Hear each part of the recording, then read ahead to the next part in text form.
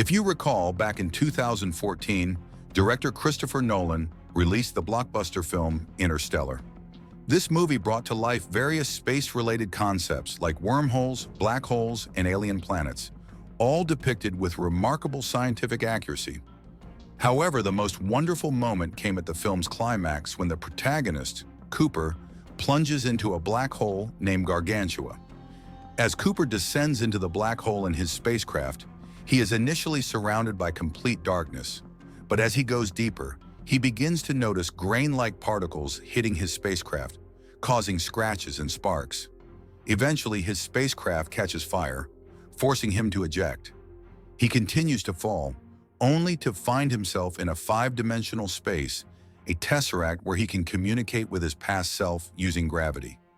This mind-bending scene might have left you wondering, is any of this possible? What would we actually see if we fell into a black hole? Let's go into these questions in today's discussion. The mystery of black holes. Black holes remained largely unknown until the 20th century. A black hole is a region in space where gravity is so intense that not even light can escape. From the outside, it's impossible to tell what lies within. These dark gravitational giants lurk in our universe, swallowing everything in their path. A brief history of black holes. The story of black holes is relatively recent. A century ago, no one knew they existed. It was Einstein's theory of relativity that paved the way for their discovery. This theory has two parts: the special theory of relativity, 1905, and the general theory of relativity, 1915. The special theory explains how speed affects time. For instance, if you're traveling in a fast-moving spaceship, time slows down for you relative to those on Earth. This phenomenon is known as kinematic time dilation. Similarly, Einstein's general theory of relativity showed that gravity also affects time. The stronger the gravitational force, the slower time passes, a concept called gravitational time dilation. This was brilliantly illustrated in Interstellar, when 1 hour on the aqua planet equaled 7 years on Earth due to its proximity to the Gargantua black hole. Einstein visualized space-time as a fabric that bends under the influence of massive objects. This bending not only attracts physical objects, but also causes time dilation and affects other forms of energy, like sound, heat, and light.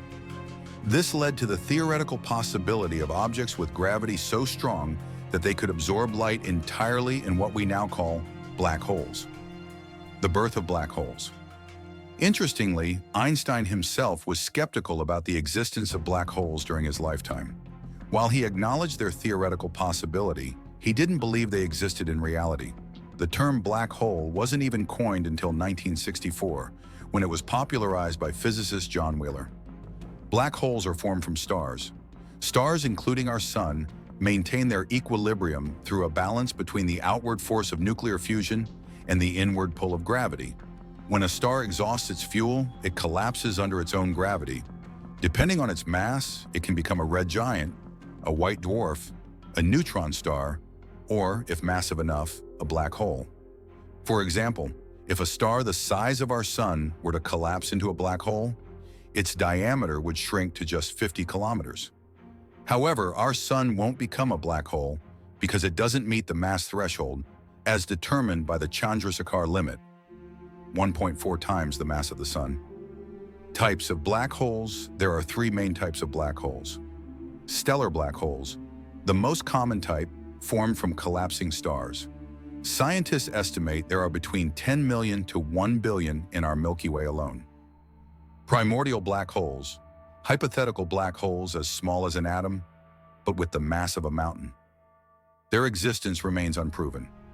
Supermassive black holes, enormous black holes with masses millions of times that of our sun. These are found at the center of galaxies, including Sagittarius A at the heart of the Milky Way. The black hole Gargantua in Interstellar was depicted as a supermassive black hole. There's also speculation about a fourth type, intermediate black holes, which would fall between stellar and supermassive black holes in size, though none have been confirmed yet. What does a black hole look like? Contrary to the image of a dark, sucking void, black holes have distinct features. The most prominent is the accretion disk, a ring of superheated gas and debris orbiting the black hole at incredible speeds.